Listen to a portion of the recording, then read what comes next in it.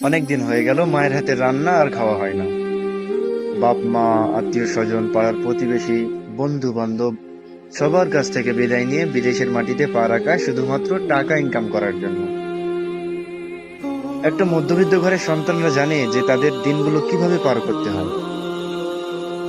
চাইলেও আর পড়াশোনা করা যায় না, কত আর বাপের টাকা নষ্ট করব। সেই ছোট থেকে দেখে আসছি বাপ কতটা কষ্ট করে আমাদের ভাই বোনদের মানুষ করেছে।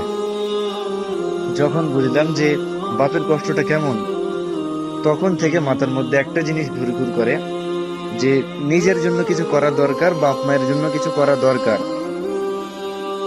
একটাই জিনিস মাথার মধ্যে ঘোরে, আর এটা প্রতিটা মধ্যবিত্ত ঘরের সন্তানদের মাথায় ঘোরে। আমার বলে আমার না, প্রতিটা মধ্যবিত্ত ঘরের সন্তানদের মাথায় ঘোরে। যদি কিছু করতে হয় তাহলে নিজে খেটে করো, কারণ বাড়ি থেকে দেওয়ার মতো তো কিছু নেই তাদের হাতে।